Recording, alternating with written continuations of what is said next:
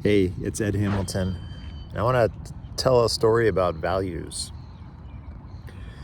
Um, when I was a kid in the 1980s, and growing up in St. Paul, Minnesota, I played hockey, like a lot of kids. And in January in Minnesota, it's cold, and you play hockey, and or you drive your kids to hockey. Um, so that's kind of what we do, or we did. So I don't know, it was late 1980s at some point. The family had a blue Ford conversion van to haul kids around in. I'm one of 5 children in my family. And so it was load up, whoever's going, get in the van. We're going to the hockey tournament or wherever we're going. So on this day, my mom had come with, my dad was driving. I don't remember which, if there's 5 kids in the family, you don't always remember which ones were with on a particular trip. But I think the van was pretty full, so there was probably at least my younger brother and sister, I imagine, came along with. I don't know if the older siblings were there. Sometimes they don't have the time for that. So my dad's driving. I'm sure he's got on a heavy winter coat and some type of ugly dad hat. And my mom is in the passenger seat, probably reading a book or have a book with her. And then the rest of us are in the back with hockey gear and whatever else we have with us. So we're driving home on this cold January day. Now, cold in Minnesota, January and the Arctic are very similar. I don't know the temperature. We didn't have apps to tell us what temperature it was 24 hours a day, but it's pretty safe to say in January the high temperature probably hovered around 0 and everything was frozen. So we all got our big coats on. We're in the warm van coming home from my hockey tournament. And up ahead on the road, we see a car. This is a city street. There's a car pulled over, and the hood's up, and there's steam, or to me, I didn't know, steam, smoke, something coming out of the front of the car. And there was a young lady standing outside. So everybody in that blue Ford van that my dad was driving knew what was going to happen. That dad was going to pull over and he was going to see if there's anything he could do. There was no negotiating. There was no asking, hey, do you think I should pull over? Is everybody okay if I pull over? Oh, it looks like somebody might need help. Maybe I should see if I can lend a hand. There was no negotiating. There was no discussion. Dad just pulled over, parked the car, got out. So we're watching, and he talks to the young lady, and he usually points and gestures when he talks. So he was pointing here and there, and the young lady went to her car and grabbed a few things and walked back to the blue Ford van.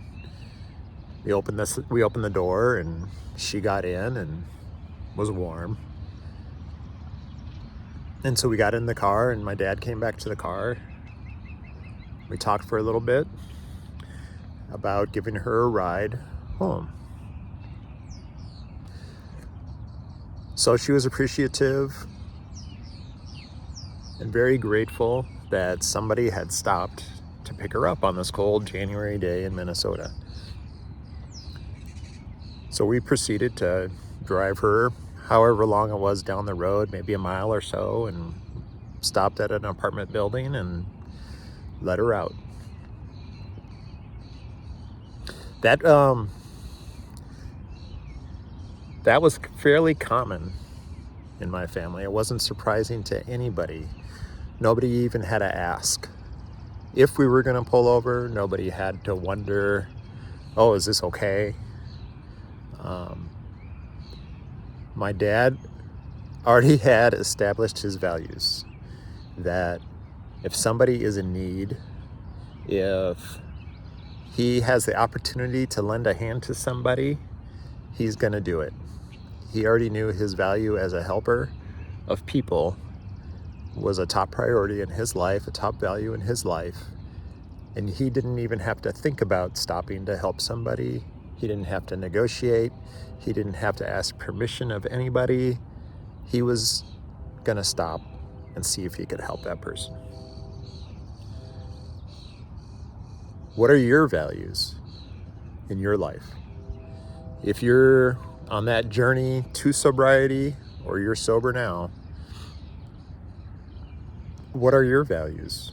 Are you valuing a healthy life? Are you valuing family? Are you valuing career? How does alcohol fit into that? Set your priorities, set your values now that your health comes before alcohol. Your family comes before alcohol. So that when the opportunity arises, you're going to drive right by the liquor store because that doesn't fit with your values. You don't even have to think about it. Going to the neighbors and having a beer this weekend, the beer isn't even a consideration. That's nowhere near the top of your value list. It doesn't fit. It doesn't fit with your values, does it? Drive by the liquor store because it doesn't fit with your values. Don't have the beer at the barbecue. It doesn't fit with your values, does it? If you know what your values are, and you're committed to your values, and you're committed to yourself, you don't even have to think about it. It's just a natural reaction. It's like intuition. I'm a healthy person. Healthy people don't drink, therefore, I'm not going to drink. I'm a healthy person. Healthy people don't go to the liquor store, therefore, I'm not going to the liquor store. I hope it doesn't sound simple. It can be really hard to establish those values and define them for yourself and commit to them, but I'm here to say commit to those values. And then you don't have to make those decisions. And the decisions that we make on a day-to-day basis can really be hard and really be a barrier to get where we want to go and be who we want to be. So when you're driving down the road and you see somebody that needs help, or you're driving down the road and you see a liquor store, what are your values? Do you have to think about what your values are, or do you already know? Have you already made a commitment to those values?